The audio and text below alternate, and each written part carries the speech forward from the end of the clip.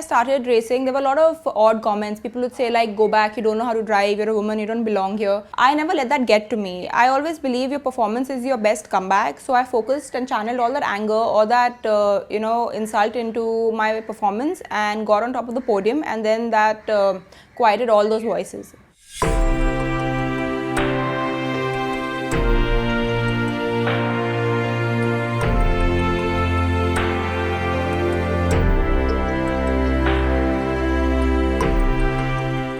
The first time I sat in a go-kart, I felt one with it, and the adrenaline rush was like never before. Since I had no access to professional training or guidance, so I asked the mechanics to train me.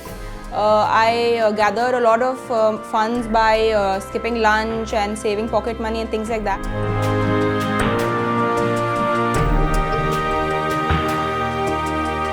And thereon I've driven in various racing categories, such as the Formula LGB4, with the Volkswagen Polo Cup, Toyota EMR. I've been drivers for Mercedes, Tata Motors, Renault, and also set national record for various manufacturers.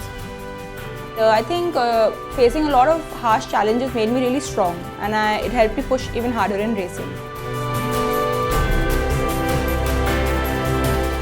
We drove the Mercedes E63 AMG at top speed at the Buddh International Circuit.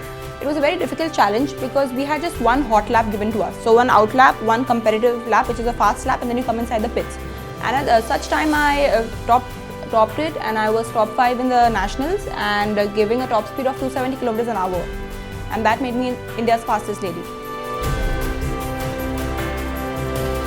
I picked flying as my profession because since I was young, I loved machines. I would sail with my dad on a ship, and I would interact with a lot of equipment such as radars, charts, maps, and even flags. And I would look up at the sky and see a lot of stars, and there would be just one star which would move, and that would be an airplane. And I decided that's what I want to be when I grow up. So when I was 17, I left for US for my flying training, and I've flown various aircraft such as the Cessna 152, the Seminole, the Seneca, and currently I'm flying the Airbus A320 with Indigo. So one of the biggest challenges in racing which I faced was acceptance by my peers. Mostly I'm the only girl on track. I've been the only girl in championships, which I've also won.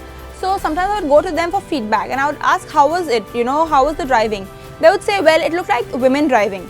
And to add insult to injury, not only would they say such thing, there would also be a roar of laughter by their colleagues behind. So I always gritted my teeth, but I decided I'm not going to shed a tear. I'm actually going to channel this energy and anger into my sport, and I'm going to win.